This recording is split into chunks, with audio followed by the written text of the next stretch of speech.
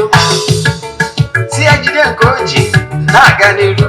Biko ka anyị gbakọ kịta wee kelee Eze-Ana. Eze-Ana ị ga-adị.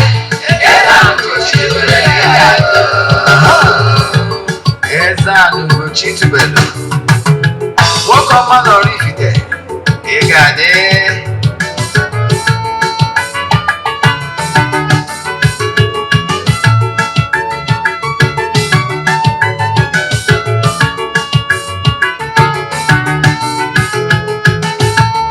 Ọdịnala bụ eziokwu,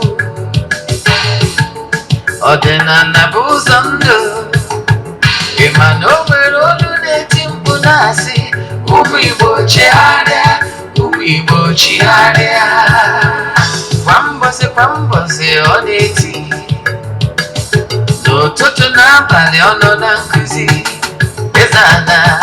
Eze-Ana ugochitubelu onye ọma na oraifite, onye mmasị ozi ọma ọdịnala gaba n'iru.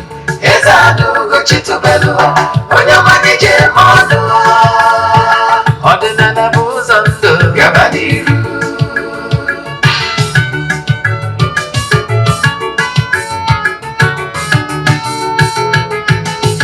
Eze-Ana ugochitubelu onye ọma na oraifite, onye mmasị ozi ọma ọdịnala gaba n'iru. Eze-Ana ugochitubelu onye ọma na-eje eme ọnụ. Ọdịnala bụ ụzọ ndụ gaba n'iru. Eze-Ana ga-adị, ugochitubelu ga-adị, ugochitubelu temple ọ ya adị. Maka na eziokwu akwa chacha ndị okenye ga-anyị fọnta mbaki, ndị oche nye anyị fọnta mbaki. Fọdụ sikala aka ghọrọ ụmụ Igbo si anyị rapụ nke anyị na nke feka mma. Buru Baịbụl bịa, akwụkwọ akụkọ webekwa chọọchị fa, okwu n'ụka bịakwa. Ụtụtụ ọma na ụmụ ọdịnala Igbo, anyị abịakwa n'oge awa nke eziokwu, oge anyị ji wee na-awa eziokwu niile agba, nke ọ bụ mụnwa bụ Ogbuefi Eze-Ana ugochitubelu na oraifite na-anọ n'isi ya. Maka ndị ọbụta ataba izizi ha na-afụ m na soshal midia maọbụ n'eziokwu TV, kpọọ m Ogbuefi Eze-Ana ugochitubelu na oraifite. Abụ m onye isi nchụaja na ugochitubelu ọdịnala temple. Anyị na-agba afa mmiri emi, rụkwazi ọrụ mmụọ dị iche iche. Abụkwazi m onye isi nchụaja na ọdịnala Restoration Prayer Ministry, bụrụ onye mgbasa ozi ọdịnala Igbo. So you can call me an ordinary evangelist. I will answer. My mission is to help people live better life.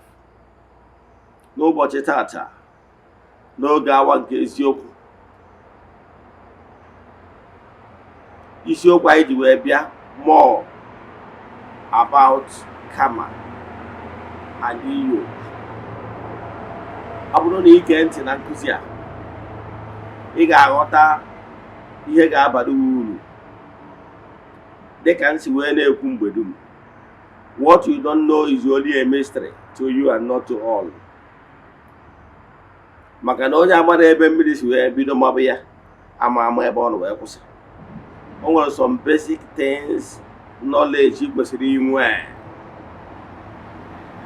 ka iwe nwee ike wee dị ude na ndụ a. O nwere some basic knowledge kwesịrị inwe. Ọnya bụ knowledge a ka anyị bịa ka anyị pass ya through taa. Let the bandage fall from your eyes so that ka iwe nwee ike ghọta ihe gbasara ụfọdụ ihe ji eme. Ọtụtụ ihe na-abụ ọ na-eme na ndụ a, ndị mmadụ na-asị life no balance. But I can tell you, na-enwero no smoke without fire. Enwere ihe kpatara ihe ji eme. Mana before anyị gaba n'iru, o nwere ọkwa dị mkpa anyị kwesịrị ka anyị maalụ gị. Nke mbụ, echefuna na aja anyị na-achụ kwa ọnwa nke ọnwa April na-aga n'iru. Ejego n'isi ụtụtụ a na temple chụọ aja, gọọ ọfọ, kwubie okwu n'isi ndị niile sonyere na aja all over the globe. Anyị kwukwara na ị nwere ike isonye na aja n'ebe ọnwụ nọ na nsọtụ ụwa dum. Ihe abụọ, aja mbụ n'elu, aja ịpụta ihe, aja anyị na-achụ n'isi mmadụ dum ndị sonyere anyị. esigo na aja abụ n'imirikiti ndị mmadụ elu mana you know why anyị anaghị esho ihu ọrụ ma ọ bụ testimony na social media maka na ọ dịrọ necessary, ọ bụrụ ihe anyị maka ya bịa. Mana I can tell you na ike dị na aja a na-achụ n'igwe.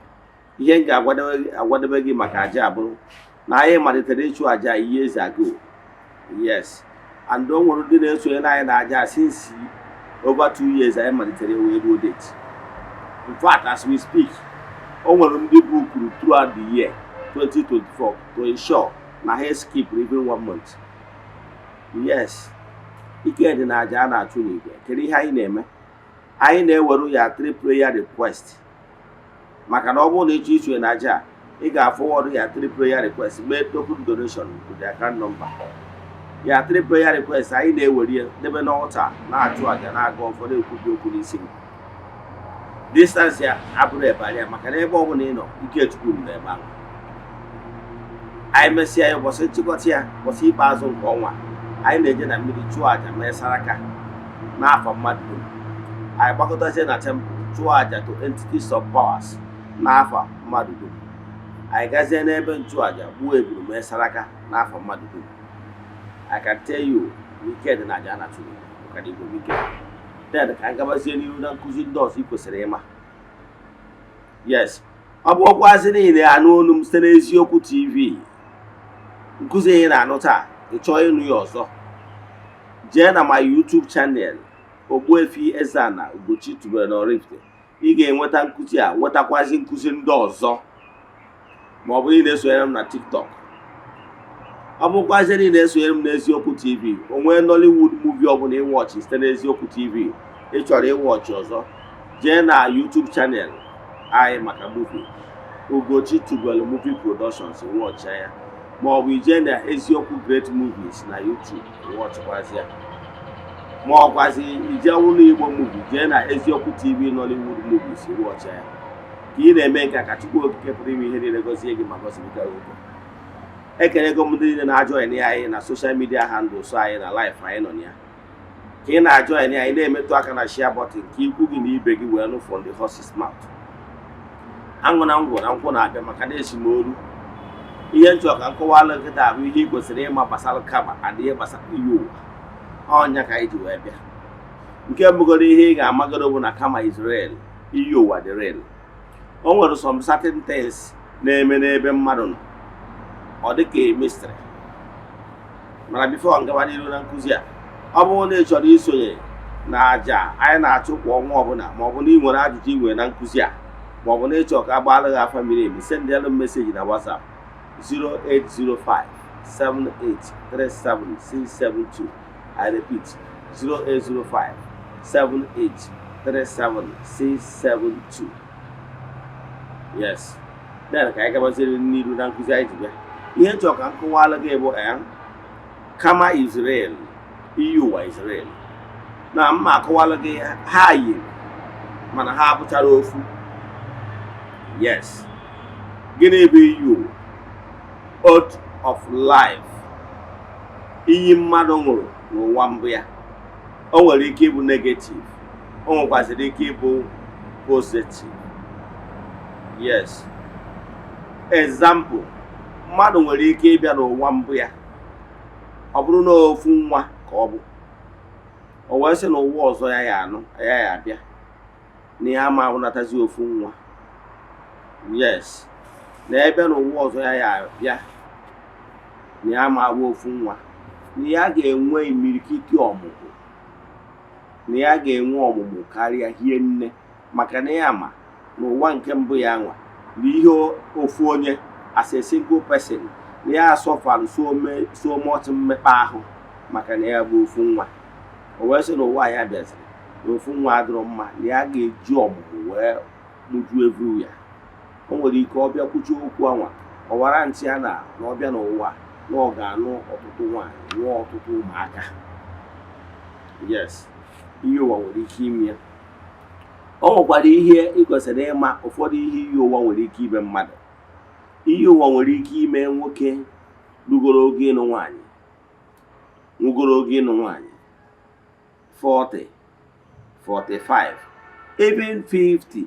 Do you know na o nwere ụfọdụ ụmụ nwoke lugolu 45 50 years ha nuburu nwaanyị for the first time. Ahụ dị ha, they have the money. Yes, ha nwere, that is enwero anything ga-abụ n'ọnyanwawo problem. Ha dị mma n'anya. Ọ bụrụ na nwaanyị ama ekwe ha, mana ikwute okwu nwaanyị ọ narie ime ọnụ onwe ndị ọ na-eme. That is enwere ike ụmụnne ya na-asị ya ka anyị nyere ya aka chọta eziokwu. Ama m na o nwere ndị ihere na-eme. Yes, mana onye ihere na-emegoro ikwu okwu nwere ike iji other signs or gift wee gosi na onye amasịrị ya. Mana ana m ekwu maka ndị bụ na ọ bụrụgoro na esi ka ị chọtara ya nwaanyị, ọ marụ na ị na-achọtara ya nwaanyị na ị kpọtara nwaanyị na be ha na Krismas ka ọ fụ ya ọma abata ụlọ. That is ihe gbasara nwaanyị, ọ dị very scared about it. Olota na ya anụ nwaanyị ume mmiri anọ ya, ọ dịrọ interested and ọ dị healthy. Ịma na o nwere ndị bụ enough in nature. No, ọ dị very healthy mana ọ dịrọ interested. In order to turn that your effort as a relative na-achọ filu na nwanne unu nwoke etodugokwa n'ogo ịbụ di mmadụ ma ọ bụ ịbụ nna mmadụ, kama ịchọta mmadụ o nwere ike ọsị ọgwụ na ọsịrọ na o nwere imi mpịa ọsị na anya ya ebuka. Ọ bụrụ na ọsịrọ na anya ya ebuka ọsị na ugwu ya epere mpe. Ọ bụrụ na ọsịrọ na ugwu ya epere mpe ọsị na ọ dị ọcha na onye ojii ka ya chọrọ. Ọ ga-achọrịrị one problem or the other as excuse. No smoke without fire. Onye dị etu ahụ nwere ike ọ bụrụ ihe sitere n'iyi ụwa ya. Ịghọtara ya? O nkwara ndị dịkwa etu a na nwaanyị. Yes, o nkwara nwaanyị ya bụ ọpụta na mmụ ya niile, ị na-asị ya ife yi nwa ya make no choice ya, ọ na-agba nhọ di. O nwere onye nke mma as we speak. Nwatakịrị malụ mma macha mma metụ mma aka. Ịghọtara ya? And the onye dị, let's say between 28 to 30. Mana ikwute okwu ihe gbasara di, ọ sịghị na ya dịrị interested. Ọ sịghị na ya asịghị daddy na ya dịrị interested. Oge ụbọchị ugboro one mmere ya pụrụ ya, what is the problem? Ọ sịghị na ya adịrị interested. Kedu ihe bụ the problem?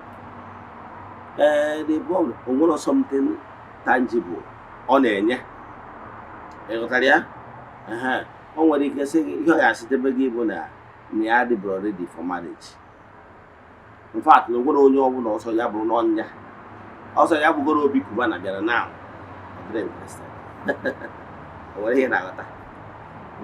The fear of settling down. Ịghọtara ya? Ọ bụrụ ihe na-eme. O nkwara onye nke mma ejụọ ya ọ sị na ya chọrọ ịdị healthy. Yes, ọ dị healthy. Mana gịnị bụ problem? Nwaanyị ịma na on a very good day na nwaanyị ọnwa alụgoro ebe 28 to 30 na nne awọrịbago, ezinụlọ awọrịbago, mara na ọkụrụ ọsụ adata 30 mgbe ụfọdụ the market demand na-emegide na drop a bit, mana ọ dịrọ interested. Ikwu ọsọ na ọ bụrụ ihe a ka ya dị mmadụ, ọ dị enye ya aṅụrị, ọ dị enye ya mmasị. Ụfọdụ nwere ike iwu previous experience in the previous earth life or carried over. That experience ya nwere wee mee ya ọnwụ ụfọdụ iyi na dị bụrụkwa ma nke a dị gbakwa ọkụ. Na kama ya anụkwa ụdịdị a ya nụrụ based on ihe o nwere experience na previous earth life, na nwere ihe ya dị jide eme na ọ karịa mma na ya ebiri ndụ ya asị single lady. Ịghọtara ya? O nwere ike okwuchi ya sef okwu ikwu ori okwu iyi ọ sị na anọ karịa mma ọgwụgwọ na ya nụrụ di ya gbagotawa na ages anti ya mụọ nwa ihe neti ya ihe n'ihe nka. Ụfọdụ onye dị etu a kwadoro maka ịnụ di.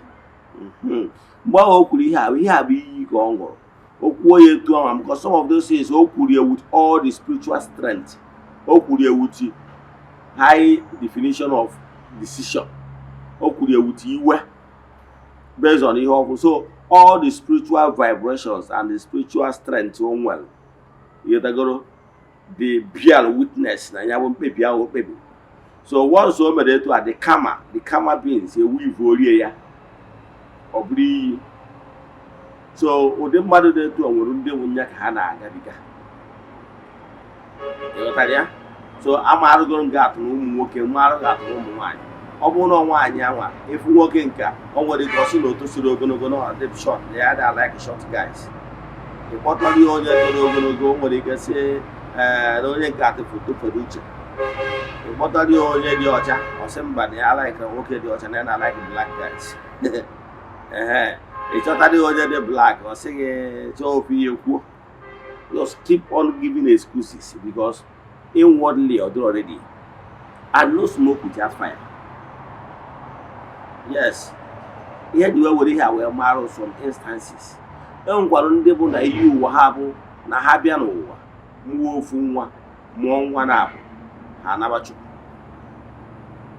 Ụfọdụ ụkwa na ya mụọ na ya chọrọ ịmụkarị ofu ma ọ ịbụa. Ọ mụọ anụ ofu a mụọ ịbụa nwa akpọchie. Medically, enwere anything dị wrong. Enwere anything dị wrong mana is not coming. Enwere ndị bụ na iyiuwa ya bụ na ya bịa na ya mụọ ofu nwa mụọ nwa na-abụ ya nwụrụ na ya alụsigo. Ụfọdụ akpọọ ndị na-eto ndị ọgbanje wee ka ọ mụọ ofu nwa nwoke bụ ọdamachu. Yes. When ndị bụ ndị ka nsi wee kwu ndị bụ na ha achọrọ dịrị ịnụ anụ maka na ụdị nke mbụ ọ nụrụ pịawara ya azụ. Ofu ilu onye ha achọrọzi ụwa nke a na enwere ihe ajiji eme bụda asị na onwere ihe aji ọgbụgbụ eme maka na ọmụmụ nke mbụ ndị ya mụrụ mbụ ya kpachara aka tinye ahị tinyere ọkụ ka ahị na ya kpachara aka zụcha ụmụ ya lụtara ya. Etu a ka ọ dị na nwoke ka ọ dị na nwaanyị. Ụfọdụ nwere ike bịakwa sị na ụwa ọzọ ya apụta na ọmụmụ anyị enwerọ n'ụwa nka na ya enwe nnukwu ọmụmụ. Ụfọdụ abịa sị na anyanwa na onwe ya na ụwa ọzọ ya akpata na ya ga-abụ nnukwu ọgaranya. Ụfọdụ echikwa na ọgaranya anyị nwe akụ na ụba abụrụ ihe nwụrụ ya na ọbụ ogologo ndụ. Some of these things wụ iyi mmadụ nwụrụ ndị mgbe ọbụla ị nọ kịta na-pay attention na some declaration ị na-eme because ike dị n'okwu ọnụ. Don't make some certain decrees when you are angry. Contemplate it very, very well. Chegharịa n'obi gị, because whenever you are pondering, ị na-achịgharị ihe n'obi gị, the thing is gathering momentum. On our condense more powers. Yes, get sure the email of mistake whenever you are uttering those words of declaration. Yes, I do not quick in anger. Because on maybe then there were so many here karma. Because they were busy and work upon those things only redeem ya. Yes. You want to know what so many things are they made for nothing. I want to go you want to so many mysteries in the name of audio. I want to one lady na Koromako go to us. So no one was in Apatala. On our own hotel. On our own hotel as a staff. So one day a man checked in the hotel on our welfare. Na welcome the man check in the man nana. Mawa no nwere ka mood ya adịsịrọ mma maka ihe na landlord ya kpọrọ ya na normal ego emega spy and ya na tested in return the apartment. The cost of the apartment is 150k now because all self-con. So ihe a ka ọ nọzi ọsịchazie call a drop ya na obi adịsịrị ya mma because at that particular time na ihe nwere service ebe ya nwere ike ile hands wee kwụọ ya bụ ụgwọ.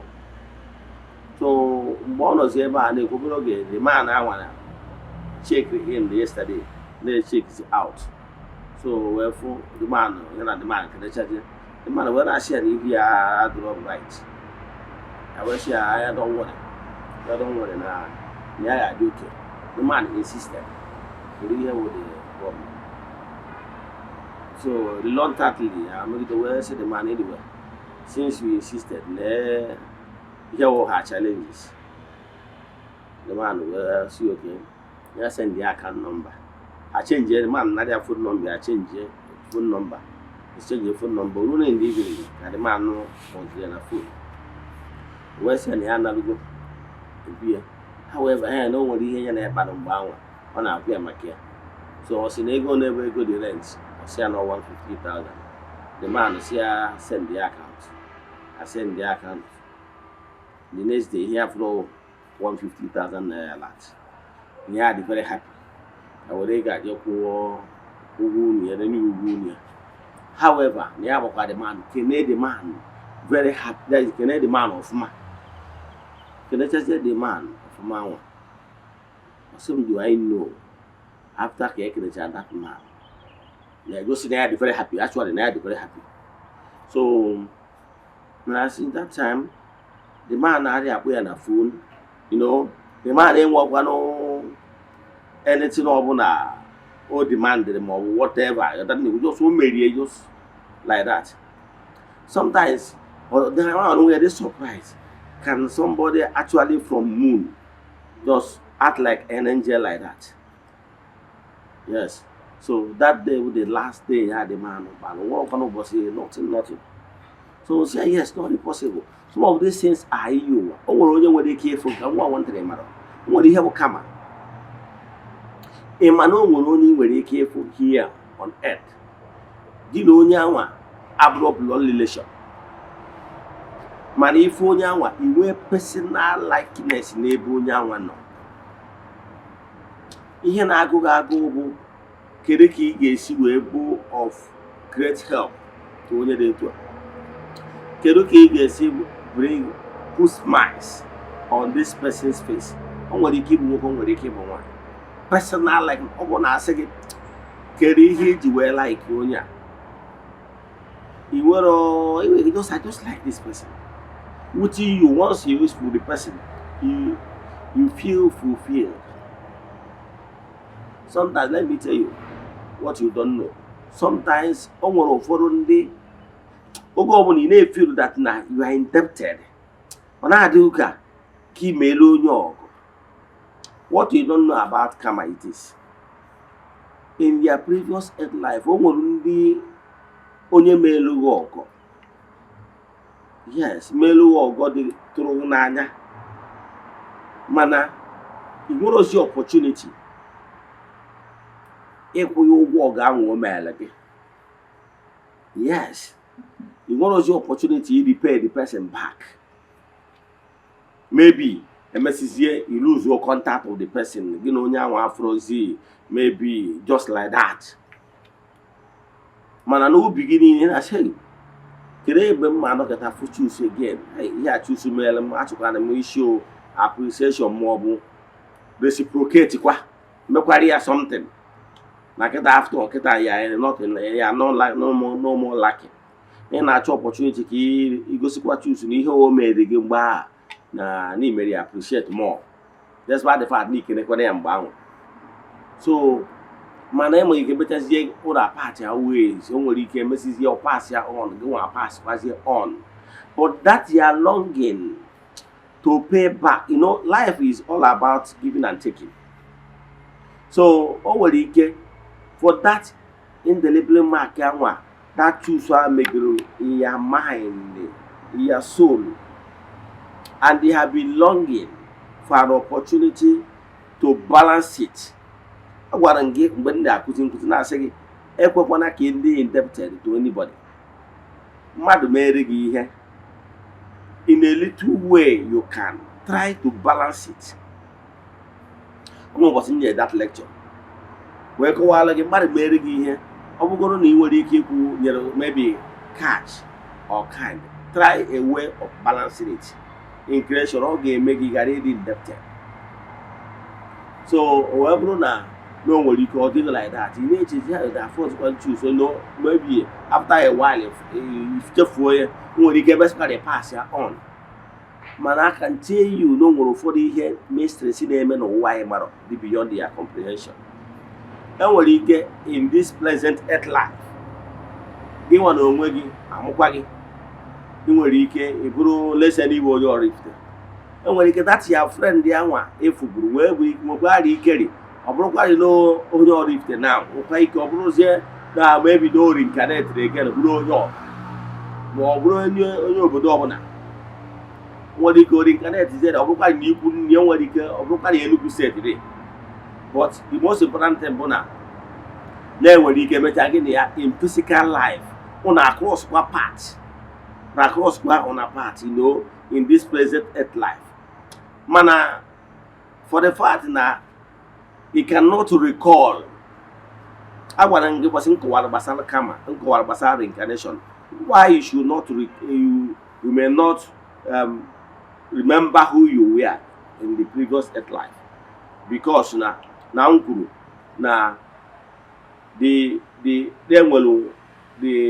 body, the human being does on average. The physical you and the spiritual you. The spiritual you is the spirit, the soul. But the physical you is the body, the earthly cloth. When say no order to memory card in a phone. Once you remove the memory card, every story, the phone cannot recall whatever the memory card. Once that the intellect, your brain, whereby astolo, the academic knowledge, professor and the target and intelligence. So then those things, the spirit, once the body and the spirit detach, it's only some of those experiences that have indelible mark in the spirit, in the soul, who can return in your previous earth life, that the body will decay. The body is like the cloth, where may oppress in this earth life. If you have no words, you need another body with clean rain, but that you may recall, unless you are a mystic or need the very, very privileged. I may allow you what a different idea of who, a little bit about your past, whom you were in the past. If not, you will not remember. Yes, I want to my YouTube channel to even Basal reincarnation. Now, but that indelible mark, that's your previous friend, the mellow, in your life, and you were long so much careful a way of paying him or her back, but to no avail. Yes. So, if only when you cannot go on this present earth life, you know, you will cross path. Personally, you just love this person down to earth. There is this feeling to make him put smile on his face or her face. Man, a man, he cannot say no. You just met. Maybe in a club or one place, and where this bonding and where this natural likeness, which you cannot even explain. So don't the man and get experience in hand now. Mom can miss in way personal, like as if I did my boom. Oh, I never thought for the way case no my brother, my friend from another mother. You met this person, you trust this person to the extent, and the person understand you very well. And it was only you could take back on my own. But if your mind will tell you, be nice to this person, be nice to this person, Mary and Carlo, put a smile. Money, mama, na kama, may have book you will pay back. Of we have woman which you have not paid back before two of you lose contact in the previous earth life.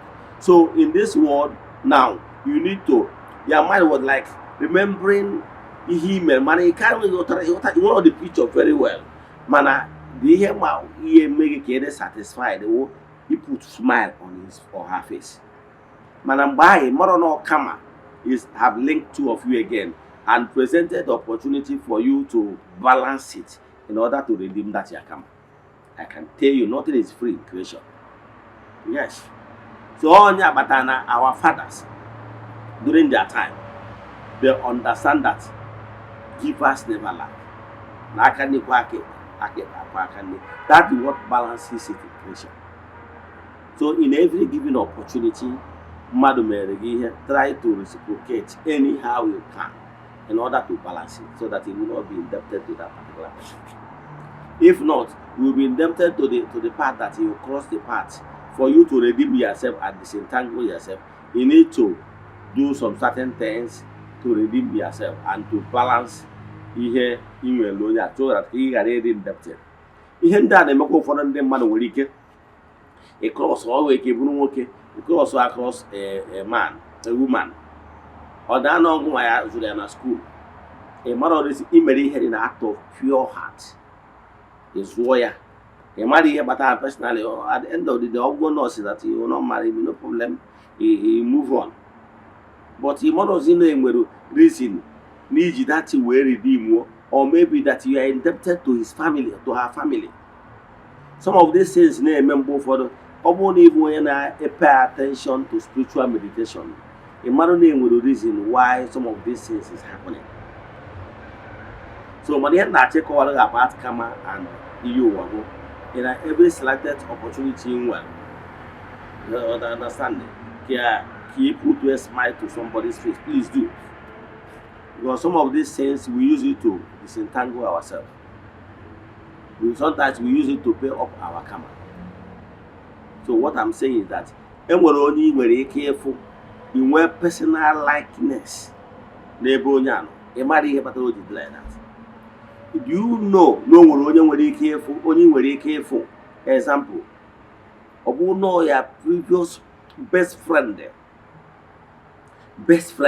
in previous earth life, or maybe an honorable husband and wife in the previous earth life. Now, in the present earth life, only husband and wife, but no one day. Na-abịakwa na previous the present ọbụkwa na ha ya continue kwa as husband and wife. Onwe ndị ọ na-eme like that. Yes, onwe ndị ọ na-eme ịfụzie mmadụ na-ahụ a isi na mmadụ na-ahụ understand themselves so perfectly as in ha na-eme ka nwanne. Ghọtara ya? Ha na-eme ka nwanne. So o nwere ndị nwere ike ịbụ na onye a nwere ike emesịa this present earth life you got married. She or her own, she got married too. Mana, mutual respect. More personally, or no one they get yourself involved. But even what that's more, even if you go to the likeness in when is second to none. Enough to your brother or your sister from another mother. Mani mano nwere something melo no na abo no nwono kita won na ade no ko ka we is won na phone mana na in the spiritual realm no na across na parts before mana ihe kpata na na anwụtara ozi nwono na abụ na the intellect, the brain and the physique, the look ono no nwere na abụrụ nkunu nwere mgbanwa. So ono nwere ike ma recall that exactly a togetherness we relate or the kind of friendship or relationship in the previous earth life. But inwardly, he may feel he can trust this person. Something very more than whatever to the person. For example, one working work at the married. Why they married? And Afghan ebe nwoke they married to his own wife. Why they married to her own husband? Mana, after a while, they met themselves as maybe neighbors, they are street neighbors. But they began to be like they have friends. To the extent that they share some certain things, like Hadije has now have confidence. Mana, if you has well trust someone to the extent that whatever onye nke a gwara onye a, o nwere ike dispute ya. O believe 100%. What onye nke ọzọ gwara onye nke ọzọ, o believe 100%. So ndị mmadụ na-wonder ụdị bonding dị n'etiti mmadụ na-abụọ, as if they are dating, but they are not dating. They want anything intimate, whatever. But whenever onye nke afụrụ onye a, o feel at ease, share burden, whatever that is burden, and they understand themselves very well that whatever advice they give themselves are super. N'anya ndị mmadụ was like, mmadụ na-abụ, are they dating or what? But they are not dating. But that natural love, as the two are one that love themselves dearly, see, it flow very well.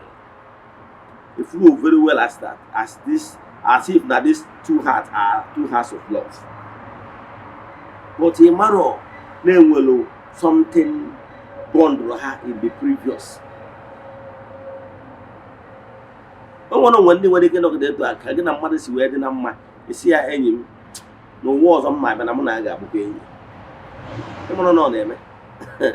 Yes, because of how sincere, how straightforward the person is to you, or very confident, or somebody we can trust. He can trust with the highest renewal, and they can never betray you. So they are name. So more than maybe an after one they head to and make a man not for them. Here you know some instances that in with that idea of a naga. A man not to do more, I will experience something similar to this.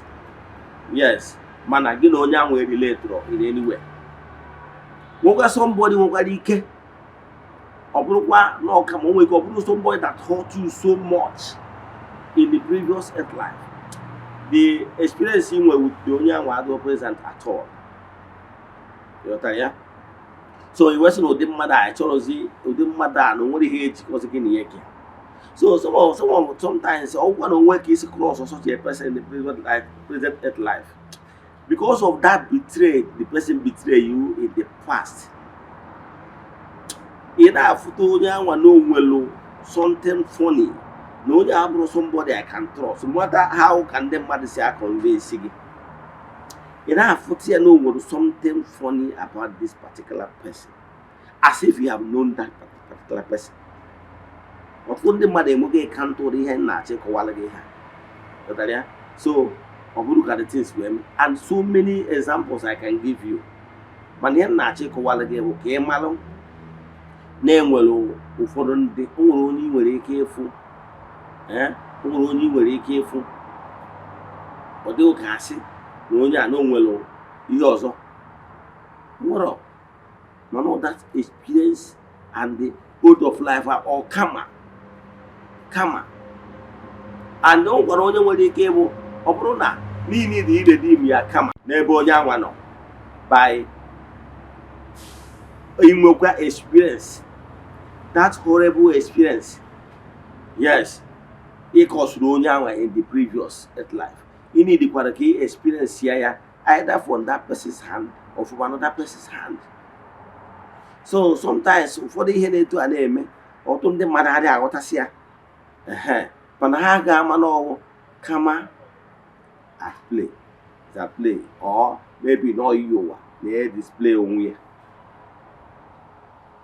If you get for them mother are they worried. After husband and wife, no. The man has been a faithful man. But most of the times, women are they worried. Makane will another female, another woman. They can actually know the key to the man's heart. But if you see them, they are too close. But nothing fishy. You want to hear the car, anything intimacy or anything like or worldly thing, no. But they can sit down for hours without getting tired of themselves, and they live, guys. They live like brothers. Come on, Matt. Give me what at the end. When I was growing up, oh, this the first woman that you know, from when I was growing up, I'm a very shy person. Only one lady I knew when I was growing up as a brother and region of Mary, Confraternity of the Most Holy Rosary, Blue Army, Bible Society, and rest of them. That time, because every time we have Basalo devotion in mission, as in Nunuka, very early in life. At 18, I'm not good in the region of Mary. Yes. So this particular lady who I'm at maybe when I was 20. When I was 20, you can see at that 20, I was like full of life then. So that particular lady at that point in time, Gary had 18 then. When I was growing up, Amaro Mua, that particular lady. She's from Enugu State, exactly precisely. I told me about from Afia, or told them Mamma. Yes, minus that, although she's late now. But that particular lady is somebody that whenever we are going for religious activities, she understands me so perfect. Or somebody abona, or where he to responsive to Kanyegi, responsive to Kanyegi. Abona na young Anoria. A Biakori, I hate your Kamuna. Here, you are going on a woman, Bia. Near come Magwagi. Money up at anything. Mana, I say him, but I know I come Magwagi. And the Gable is your good and butter. Exactly how good I'm Magwagi. And now somebody, Muama. To the extent nobody here in the air, here's your Abia. You have your one. You open up Waggy singing, no, you equip of no equip. But no, he have okay respond. Exactly how okay respond. Money will understand ourselves as if we are brothers and sisters from another mother. When you're a grown-up lady, I am at 18 now, she's still bubbling and looks so take away. And considering my the fact that time I was still at 20, full of life that time. Now, you know, I'm at this girl who friends for years without even talking about smoking and wine. You can't believe it. You can't believe it. Or for them, mother believe them, and my parents believed it. Now, you know, now, money will get Ijema, Blue Army, and everything, discuss about spirituality and everything. Manner, sometimes when we get Basa, or what was I Basa, that is the evening program. We can 5. Or we can smoke it. More be yes, we can. Mana, no, they are not a mega. Money and a sulu, no friend. My garden, my offer, no friend. Someone yaga on the entire room. I descend with the program. The same time, sometimes when I walk at my house, my parents, everybody, my relative, my parents, everybody here. You're telling me, again. So, money and a no friend. You're telling me, then. Mexico, I walk at my house, baby, look at the money here. But nothing, only came to the yard, and we can not swap. So now is money nothing. If we go see a dress that time, it has because she's very beautiful. To the extent that even in the parishes, everybody admire her a lot. Even both the Maya from and everybody admire a cross warrior. That is, Ogbuefi as he generated us. Nagwagi bro nke mouth mana ndị mụ ya nagwagi cross warrior height ya second to none and everything about her is super cross warrior you must do back now mana onye nagwagi mụ ya sometimes always at my free time was we do the free then sometimes I make even mgbe emesialụ nwee ebe ọ na-alụ sales girl mụ fere to I'm going to the free, messaging them on time. Sometimes I can go there and say, hello, hi, can you maybe 30 minutes I'll go away. Now, even though going to boss on a lot, it knows me. But nothing. If I say you nothing. What was I could do, no. or we talk anything in this and no.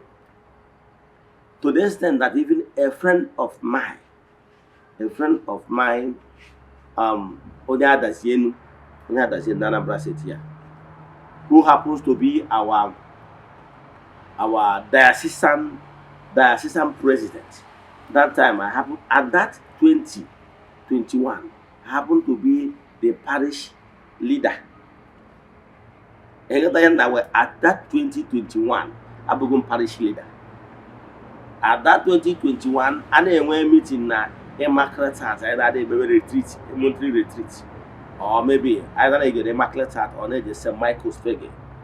I happened to be one of the speakers at that tender age. But then I check all again. Only I'm a Sharon know this lady, our diocesan president then. Before it's been our approach here, the lady go to them. Yes, same. This my friend. They actually here. So no problem. I approve it because I don't have fear as somebody money as a wife. No, I don't have fear like a sister. And even that my friend married her as a virgin. So even more notaria, he still came to me and was like, thank me, that's not now such a thing possible. But I never have to ask somebody for a year, I have to ask somebody, I could be to a talkless of name over other. And though somebody will care no one, we are here or she know. And though somebody will get on going to join at me or one am that and same here that suggests here to work and see no. Because whatever she says, she's out of genuine and sincere love. And on them, I want them my religion or they had what they possible. So, what that thing the way they possible. But now, what has real spirituality? I understand that this particular lady might have been maybe a sister in the previous life, or maybe a close friend. Name will be and they do accommodate. In fact, when after she got married, has her children with the man, then myself, then I later got married. Messiah, my marriage was like has issue then. When she was on a sick bed, once she told her husband, "Oh, we touch you," he said her husband that she's sick, but she's not worried. But the pain, the only thing that is paining her on the sick bed, that's what he did to her husband before she passed on. That she is not happy for the fact that I'm having issues with my marriage then. Though before that's what the last words she told her husband before she passed on. Now when during the burial, I was there. Yes, I was there. So during the burial, immediately her husband saw me, told me, look at the message she has from us, what she told her about me, that what she's giving her concern, what she passed. You understand? So, what I can tell you that so many things, mysterious things are happening in this world, but you don't know. Can you say about iyiuwa Junankuzia? Or be here, or the website also some examples. We do see where digest here with here you will have an idea of what I'm saying. Okay, imagine that mysterious things are happening on earth. Yes, mysterious things are happening. Some certain things that beyond their comprehension. You don't know why such a thing is happening. I know some of you have some similar experiences, right? Yes, it do happen. So karma is real, iyiuwa is real. And with so many things. And whenever you come across someone, try not to be indebted. Yes, because some certain things happen. And when you find that way, you, I mean, some certain things. You get me? And you will redeem in order to not to be indebted.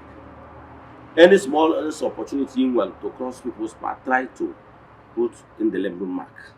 Can you say about iyiuwa Junankuzia? But when you talk about Gafa, send them a message in WhatsApp. 0805-7837-672. I repeat, 0805-7837-672. Ka ọ dịkwa echi niile n'oge awa nke eziokwu.